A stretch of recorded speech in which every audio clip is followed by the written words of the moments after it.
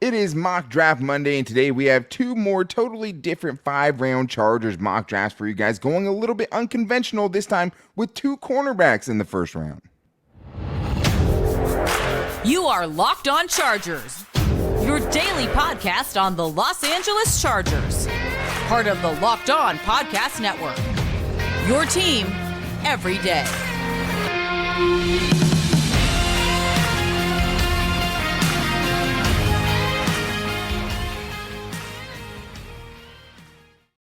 What is up, and welcome into the Locked On Chargers podcast. I'm your host, Daniel Wade, joined as always by my co-host, David Drogemeyer, and we've been covering the Chargers together for 7 seasons now, but this is our 5th season as the host of the Locked On Chargers podcast, bringing you your team every day. Thank you guys, as always, for making us your first listen, and to make sure you never miss the show, make sure you're subscribing or following for free on YouTube and listening wherever you get your podcasts. And today is Mock Draft Monday 5.0, which means 10 new prospects we're breaking down on today's show in 30 minutes. A lot of brain melting, wish us luck, but a lot of exciting guys to talk about and going a little unconventional. We have a corner each in the first round, and we know the Chargers love corners, even though we don't necessarily see it going that way. Gives us a chance to talk about a couple of the top guys at that position. And then we're going to be talking more about defensive tackles, some running backs not named Bijan Robinson, and also getting into a couple of late receivers too if the Chargers do go a little unorthodox early on in the draft. But this episode is sponsored by BetterHelp. BetterHelp connects you with a licensed therapist who can take you on that journey of self-discovery from wherever you are. Visit BetterHelp.com/lockedon today to get 10% off your first month. David, let's start with round one. Pick one, getting a little bit wonky with it today. I'm going to start with Joey Porter Jr., probably a familiar name to a lot of NFL fans. His dad played in the NFL, and this is a best case scenario or a guy that probably doesn't get there, but that's why you would end up taking a corner, right? If a guy you can't pass up falls to you at 21, we know how much the Chargers covet corners. They could make a move like this with the uncertainty of guys like J.C. Jackson and the depth behind Asante Samuel Jr. and Michael Davis. Joey Porter Jr., if he was to fall to 21, would give Brandon Staley the prototype that we know he likes. Well, and Daniel, I mean, this would be like another Derwin James situation to where, hey, the Chargers weren't exactly looking for that position.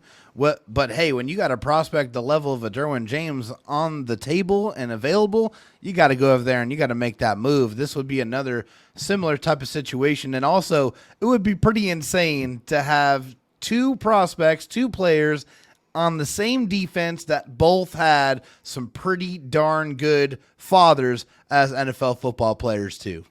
Yeah, I mean, having Joey Porter Jr. on one side and having Asante Samuel Jr. on the other side would be a lot of fun, right? And I mean, when you're looking at what this guy brings to the table, I mean, athletically scored off the charts, 9.72 RAS score. His dad came in with a 9.71, so that's a little freaky. Ran a 4.46 40, which is great for a corner. You know, checks the boxes there. 6'2", 34-inch arms. Also things that the Chargers like: length, speed, all of those things. Very sure tackler, which obviously I appreciated with the Chargers' bad defensive tackling in the secondary. Can bully dudes at the line of scrimmage. Has plays all over the place where he's making plays on the football. Makes things incredibly tough for receivers. And also makes things tough on receivers as far as getting on top of him and beating him deep. He's very, very hard to stack and has some of that recovery speed to make up for some of his mistakes. And even held his own against Marvin Harrison Jr., which if I could trade this year's first-round pick and next year's first-round pick for that dude to come out early, I would do it right now. But, David, that's the cornerback I went through. If he fell there, maybe the Chargers would consider it. But if they do go that direction, I mean, he's a heck of a prospect, and it'd be hard not to get excited, even if it's not the best, need right now for the Chargers. Absolutely. I mean, hey, this game of football is important to take the football away. And Joey Porter Jr. showed some pretty awesome ball skills in college to be able to contribute to that. And the Chargers just haven't done it enough the last couple of years. When you have a couple of guys that are supposed to have the pedigree to take the ball away and they don't, it's a little bit underwhelming. But bringing in a guy like this that has that kind of pedigree would definitely be exciting. For me, I definitely also went with another corner. I went with Deonte Banks out of Maryland.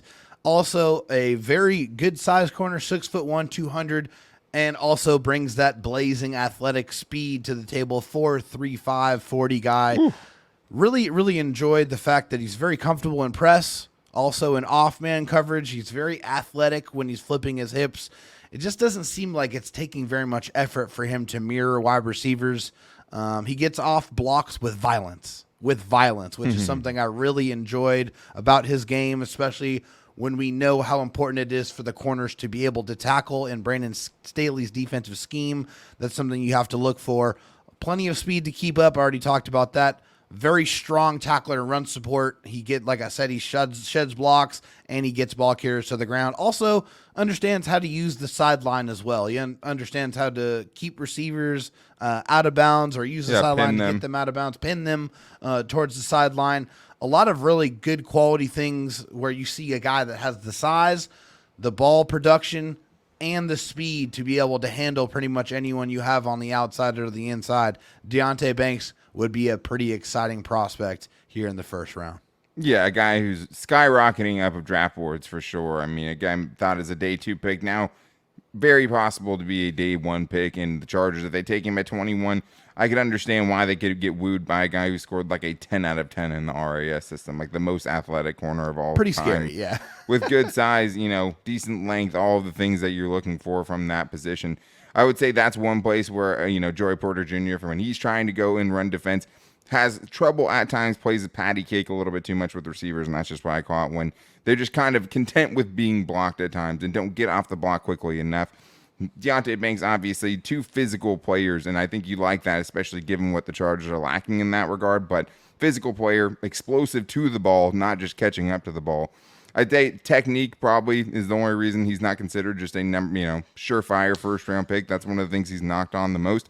But when you're starting with that kind of ball of clay, with that kind of athleticism, and it's not just, he's blatantly bad when he's on the field and you're just picking him for the traits, he's not that. So I like it. And this is just kind of an indictment, I guess, on the Chargers' belief that they need corners and they might not necessarily go need in round 1 with Brandon Staley. With what we talked about with J.C. Jackson, like, it wouldn't be the most surprising thing in the world. And if they do go a position that's not one of those big things like tight end or, Bijan Robinson, edge rusher, corner seems like the one that would make the most sense and the most likely. It does. I mean, Brandon Staley said, as long as I'm the head coach of the Chargers, I am going to be constantly looking at corners to bring into my defensive system. And when you watch the way the Chargers play defense, they're in a lot of 5 and 6 DB groupings quite a bit. It's pretty much more than their base defense. So having defensive backs that can be interchangeable, that can, be versatile, that can move around is really important if you want to maximize what Brandon Staley's defense and his scheme is able to accomplish for you. Yeah, and for the Chargers, they have some bigger needs for sure, but I think we talked about really the biggest other player that it could be at 21 if they're not going with those big positional needs would probably be Brian Branch, right? The safety. Oh, yes. Who we loved. Really, really good tackle, or maybe that's a guy. But if they don't go that route, corner is the next most likely thing. So, hey, at least if the Chargers do kind of surprise everyone and go corner in round 1 and they take one of these 2 guys, there's still a lot to be excited about, even if, they pass up some guys that we might want a little bit more, guys that fit a big I wouldn't love it. Chargers. But I would understand it, Daniel. I mean, this Sure. would be a situation to where I'd be like, man, it just seems like there's more important positions with a higher precedence or higher priority level. But hey, I mean, you can't just look at the draft for this year. Yeah. You're drafting players to be on your roster for a minimum of 4 years. So you kind of have to have some foresight when you're trying to build out these drafts. Yeah, and if it's the first round, right, 5 years potentially, and you just want to make sure that it's not a guy you're not going to want to pick up the 5th-year option for, like a Kenneth Murray or a Jerry Tillery last year, right? And the other really only unconventional pick that we've talked about for them at 21 is Brian Branch, who obviously we would love to see that kind of tackling in the secondary, even if it's not the biggest need. Well, the Chargers do have, pretty much an open spot at free safety right now, but we wanted to go a little unconventional, and we didn't want to just, we're doing a mock draft every week, at least one, so we don't want to go with the same first-round picks every time. So if they do go in this direction, I think we could both be happy. Hey, there's a lot to like about these guys if they do shock us all and go corner in round 1. But we kept it going with the unconventional methods of the draft, at least as far as guys we've talked about. A defensive tackle, getting into a couple of those, and getting into a couple of running backs like Jahmyr Gibbs, Tyjae Spears, that are not Bijan Robinson if the Chargers decide not to go running back in round 1. So we're going to talk about that. But I do need to tell you guys that today's episode is brought to you by BetterHelp. Getting to know yourself can be a lifelong process, especially when you're always growing and changing. And that is so true. I mean, I can't imagine what I would be saying to myself 10 years ago now. Things change so quickly, and it's so great to have a therapist to be able to talk about all of the changes that come with life. And therapy is all about deepening your self-awareness and understanding, because sometimes we don't know what we want or why we react the way we do until we talk things through, or even just saying it out loud. You'd be surprised with just being able to tell someone else something that can really, really unburden you. And BetterHelp connects you with a licensed therapist who can take you on that journey of self-discovery from wherever you are. If you're thinking of starting therapy, give BetterHelp a try. It's entirely online, designed to be convenient, flexible, and suited to your schedule. Also saves a lot of gas money as well, I would say. Just fill out a brief questionnaire to get matched with a licensed therapist and switch therapists at any time for no additional charge. Discover your potential with BetterHelp. Visit BetterHelp.com/lockedon to get 10% off your first month. That's BetterHelp, HELP.com/lockedon. All right, David, we have a bunch more prospects to get into, 8 to be exact today, and we wanted to go a little bit off the board, especially with the way we've been really focusing on tight ends, edge rushers, and wide receivers. You are going to get some wide receivers later, but we're not focusing on that on the first 3 rounds at all. Now we're getting to second round pick 54. David, who did you end up going with? Yeah, pick 54. This is more of a kind of a situation like yours in the first round, where this is a guy I felt like kind of fell to me in the second round. Sure. And that was Mazi Smith out of Michigan. This is a true nose tackle and a very, very imposing man. Like, this guy is gigantic. He's like 6'3", 330 plus pounds, depending on the website that you look at for his weight. And he is just an absolutely ridiculously strong human being.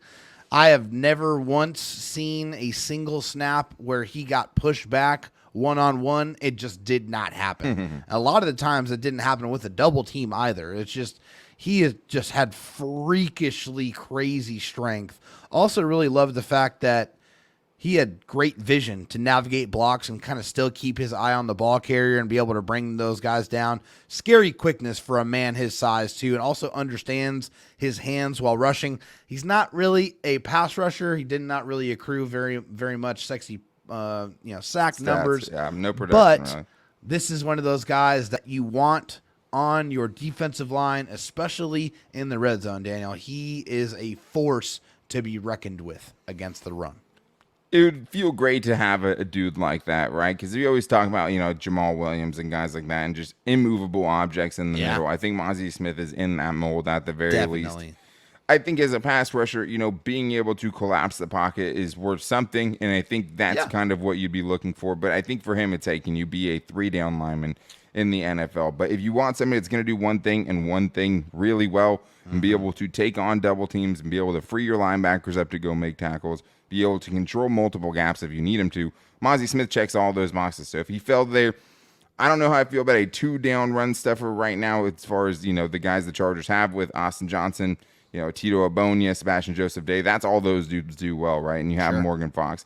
You'd like to see some pass rush productivity, but, it'd be hard to be mad about someone that you just feel like what you're getting from him on first and second down, and how bad you are on run defense, and defensive tackle isn't everything, right? But it is a big part of it, and he could definitely help in that regard. I had someone drop to me in the second round over and over again on the Draft Network's mock draft simulator, which is what we try to use for these things to have some consistency. But it's Jahmyr Gibbs at pick 54. Will he get there? Probably not, but running backs, it's weird, man. You just never know when those guys are going to get taken. Sometimes there's long breaks between when those guys get taken. And I wanted to look at a non-Bijan Robinson running back, right? And he is pretty clearly the second best guy in this draft class, according to pretty much every expert. And it's hard not to like it, right? Because he's explosive. 4.36 40 time, gets to full speed pretty much instantly, is a seam away from a house call. If he gets a seam, things open up for him. It's really, really hard to catch him because he's not an overly powerful runner. He's a smaller dude, 5'9", 199 pounds. But it's so hard to hit him square when he gets to full speed. He's not going to be your in-between the tackles thumper. I know a lot of, people like Jahmyr Gibbs, but also yell at the Chargers for not having that kind of between the tackles guy. But I really liked what I saw from him. He's not shy in pass protection. He missed a couple of reads here and there, but I do think as a receiver brings a lot to the table as well. A better, good route runner for a receiver. And his speed is just a nightmare in open space. You could probably put him at kick returner, and he's going to improve your kick return game as well. I like him a lot. He's not Bijan Robinson. That's one of the cons. I've seen him compared to Bijan Robinson, even some people saying he's better than him. I don't see that, but I do see someone that, hey, people are saying Alvin Kamara, people are saying Christian McCaffrey. There are some of those traits. He is explosive, and I think that the Chargers don't really have a home run threat, even though Austin Eckler had one big run last year. You don't have somebody like this, and with, Kellen Moore running the wide zone scheme and getting just a bunch of seams and letting somebody run through it, kind of like Tony Pollard did, who's even less explosive than this guy, I could understand the fit with the Chargers, but smaller dude, not going to be that workhorse guy, and I know that's the biggest complaint about Austin Eckler all the time. So don't know how Chargers fans would feel about that, but a very, very exciting prospect. You went with a different running back, though, in round 3. I sure did, Daniel. I went with Tyjae Spears, out of Tulane. This is another guy that a lot of kind of Charger fans have been talking about or wanting to know about. And I enjoyed watching him. I mean, he has great vision. He knows which hole to explode through, always falling forward, getting positive yards. Nasty dead leg in the open field. Like, that's one of his best weapons and best moves to try to get some separation from, people that are trying to bring him down. Also, a really strong change of direction ability. I feel like that's kind of one of the things that made him very dangerous. Soft hands, has the ability to, get some things make some things happen after the catch. He does have speed to kind of break a 30 to 50 yard run, but I don't know how many house calls he's going to be making. He doesn't have that home run speed. He's like, what, 4.5, 40, something around there. Yeah. Yes, he's in the 4 or 5 area.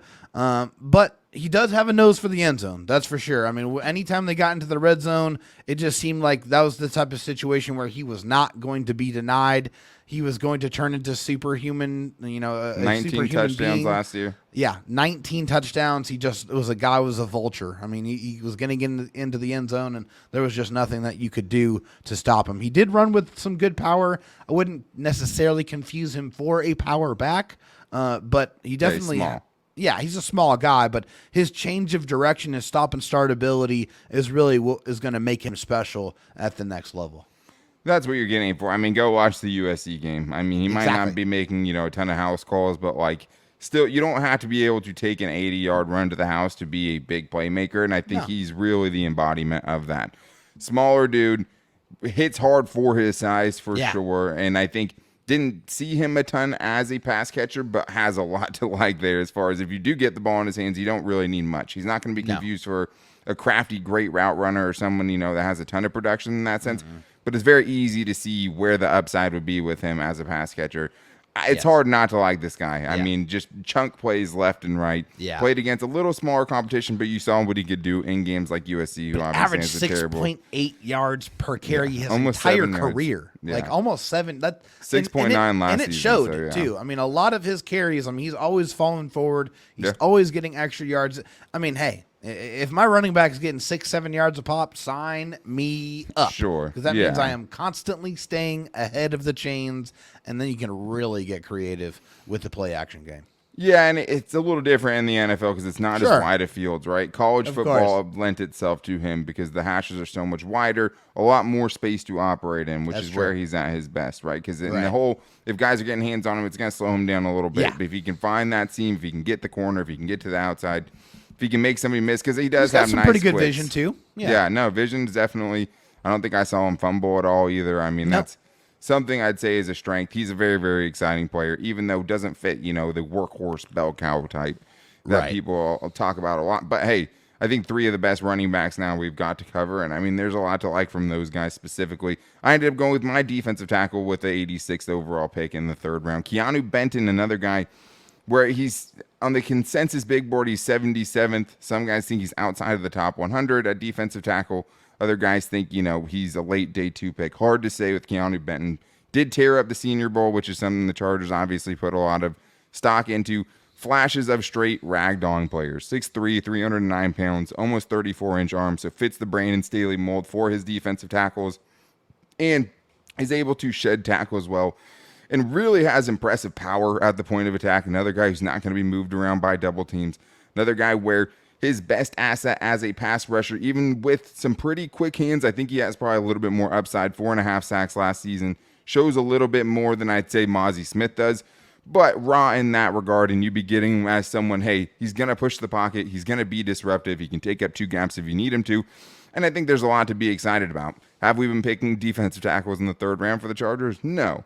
Could they go that direction? Absolutely. And I think he is a guy that, hey, if they picked him, I could definitely understand why. I think you'd add some really nice juice to the middle and give you some insurance for the guys that, are on a 1-year deal right now with Austin Johnson coming off major injury and another guy with a patellar tendon injury with a Tito Abonia where you just don't know how he's going to come back. So if they went this way in round 3, not the biggest need, but I would definitely understand it. And one thing I really liked about this draft, David, was the guys we were able to get late. We were looking for some kind of sleepers, some guys slipping to us in the later rounds. I ended up going with the linebacker the Chargers met with, but I love Jonathan Mingo, a wide receiver, that if he makes it into day 3, I want the Chargers to jump all over it if they haven't addressed that need yet. So we're going to get into that, but first I need to tell you guys that the official betting sponsor of the Locked On Chargers podcast is FanDuel. Grand slams, no hitters, and double plays are back now, and there's no better place to get in on the MLB action than FanDuel, America's #1 sportsbook. That's because right now, new customers can step up to the plate with a no-sweat first bet up to $1,000. We're very excited about baseball season, obviously, but you guys should be too, and just go to FanDuel.com/lockedon to sign up and place your first bet and get that up to $1,000 back in bonus bets if you don't win. A lot of fun things you can be betting on. Me, I like Juan Soto and Hassan Kim if I'm going to go with any kind of baseball bets. But if you want to go Clayton Kershaw, and you Dodger fans want some guys there, you can definitely do that as well. Whatever you're looking for in the MLB, you can find it with FanDuel, and there's a lot of great bets on there, and it's a really, really fun time at the beginning of the season with baseball. And if you're a football guy, baseball is even funner now that it's faster and when you have some action on it. So don't miss out on your chance for that no-sweat first bet up to $1,000 when you join FanDuel today. Just go to FanDuel.com/lockedon to sign up. FanDuel, official partner of Major League Baseball. Now it's time to get to our 4th and 5th round picks. We haven't talked about the 5th round at all really yet for the Chargers, David, but I'm excited to get into the guys that we have today later on in the draft for the Chargers. I'm going to go first with a wide receiver because I didn't pick that. We're going more unconventional. But this is a dude that I couldn't pass up on with the 125th pick. He's rated lower on the Draft Network, but I think realistically this dude's coming up. So I wanted to be more realistic, and 4th round might not even be realistic enough. But Jonathan Mingo, wide receiver from Ole Miss, explosive, very good run blocker, takes great effort and good angles. Saw him as a flanker sometimes in goal line because they actually trusted him that much as a blocker. But 9.86 RAS score, elite explosiveness grades, vertical jump, broad jumped, all that stuff, lit up the Senior Bowl, above average agility. And what I really liked about him is after the catch. Tough to bring down. The Chargers don't really have that element in their wide receiver room. I had multiple times where I watched this dude. It took 3 defenders to take him to the ground. And that's a different kind of yak than the Chargers have. Plus 4.46 speed, so he can beat you deep as well. I think this guy is a sleeper in a big way. He's probably not going to be able to be slept on too long because guys like this don't fall. But really, really liked what I saw for him. 4th round pick. Absolutely sign me up. Hey, I'm looking for speed anywhere I can find it. I mean, if it's going to be in the middle rounds, that is fine by me, especially if we're getting some really good value with a guy who might not even be there. For me, I am going tight end with this spot. I am going Luke Schoonmaker out of Michigan, 6'6", 250 pounds. This is a large human being, okay? NFL-ready size and length. Also, love the experience in line, inverted, kind of in that fullback spot, in the slot. I mean, he's comfortable all over the field there. Extremely strong, and I mean very, very strong for a tight end. When he gets his hands on you, that's it. You're done. He's going to be able to redirect you out of the way. I saw him be able to seal the edge on numerous different occasions. At Michigan, they ran the football a lot, and they ran it behind Schoonmaker most of the time. He is not afraid to initiate contact, and they loved using him as a pulling lead blocker. Also, as a receiver, really strong hands in traffic to be able to make the tough catches, which is important because he doesn't get a ton of separation. And I also feel like there's more receiving production in there. But Daniel, he is an NFL-ready blocker right now, which is why this pick right here has Kellen Moore all over it. Yeah, I mean, and Kellen Moore likes to use his, tight ends in a lot of different ways as well. So it's nice seeing that exposure to those different alignments. And I think also just getting to see him run block as much as we got to see him do it at Michigan. And I think when you're looking at what the fit is like, if you're not going to get an overly, athletic or explosive guy early on, you're getting, a a Dalton Kincaid and pass catching specialist. If you weren't trying to get that kind of special explosive playmaker, you'd probably be looking for a better run blocker, because that's what Trey McKitty was supposed to be. It hasn't panned out. Gerald Everett, Donald Parham, not known for that, right? This guy could come in, be your tight end 2/3 in running situations, and I think do enough in the passing game and bring enough passing game upside to absolutely, qualify as worthy of a 4th-round pick for sure. Fits in that room very well. Who'd you end up going with your 5th and final selection of today's mock draft? Yep, 5th and final selection here. Because I hadn't addressed wide receiver, that's definitely something I was looking for. Someone with some versatility as well. Someone who can kind of double as a punt returner, kick returner. That led me to Charlie Jones out of Purdue. This is a guy that didn't have a ton of production until this past season, where he absolutely exploded, where he was really kind of the focal point of that Purdue offense. 110 catches, 1,361 yards, and 12 touchdowns his senior year. Just crazy production there. Really strong stutter step, which just really helps him get kind of some separation on his releases. I saw him use that stutter step in the red zone, where he just cooked a defensive back on a nice little slant where he was wide open. I mean, the quarterback could have threw it to him probably 3 different times and it would have been a touchdown. I mean, that's how wide open he got on that. Really love the fact that he was able to fight through contact and make tough catches. He's tough and strong to withstand those hits, which is very, very important. Like the route tree that he ran was very diverse. Also, extensive punt and kick return experience here. 77 punt returns and 45 kick returns in his college career. Averaged over 8 yards a punt return and about 22.3 yards per kick return. So a lot of experience there. A guy that is a very physical receiver. A guy that will be able to help you as a kind of 4th or 5th wide receiver and double as your punt and kick returner, which the Chargers right now don't have that person in the building. Sure, and maybe, he's a double dipping option for them. I will tell you that I was wondering who he was when I was watching Joey Porter Jr. against them, because the dude made some absolutely ridiculous catches where I had to rewind it a couple times because Joey Porter Jr. had such good coverage on him. Yeah. And he still found a way to make the catch. I mean, crazy contested catches. I was like, who is number 15 on Purdue? Now I know. It's Charlie Jones. No, I mean, that's, I think, not the burner, right? Not if you're looking just for a speed threat kind of a guy.